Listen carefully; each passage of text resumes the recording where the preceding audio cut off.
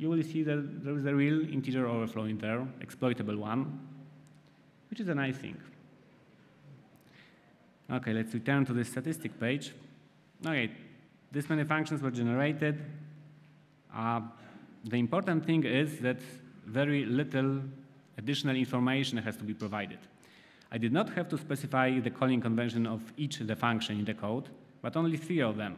Only 3 did not comply to some heuristics. Also, I did not have to specify the meaning or the semantics of all library functions. I don't remember how many library functions were important, but in the order of 30, something like that. And I had to specify a simplified semantics of only 2 of them, vsclen and strlen.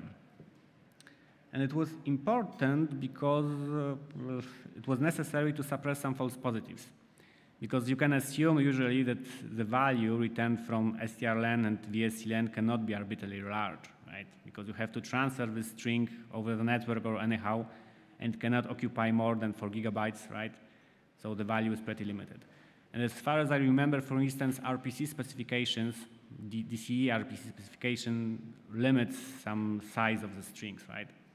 So I had to specify that the size of the string is less than 16 megabytes, which well, it resulted in suppressing quite a few of false positives.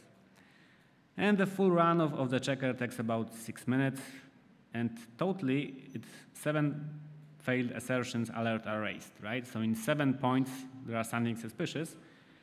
And if you analyze it manually, you get 3 of them are real bugs. So it's pretty nice.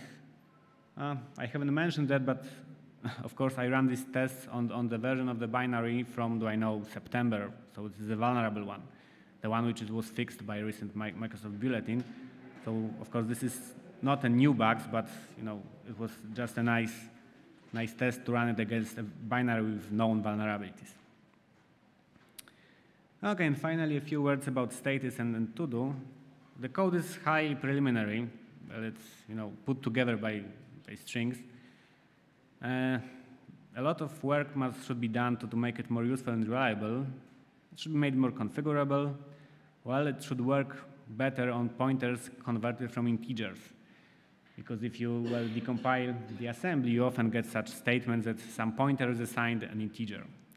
And CBMC does not work too well on such input, so some additional work has to be invested in that. Better, type recovery. So if there are some classes or struct constructs in the C code, it would be nice to recover them because it will make the analysis more reliable. I think there will be some talk later today about automatic recovery of structures in the assembly, so that it could be quite instructive to listen to that. Another thing which is important is better support for computer execution and direction, like C++ virtual functions or optimized switch statements. Because again, in such case, it may be hard for a model checker to grasp correctly the execution flow. And some simple things could be added, like detect integer underflows in memcpy length, because currently I only check for overflows in memory allocation. And another thing is that integer underflow can happen in memcpy, calculation of the length, right? And this is some complementary issue, but it could be added pretty straightforward way. And of course, the ultimate goal is apply it to many binaries, find really 0 days, have fun. That's the main goal. Okay, I think we have time for a few questions.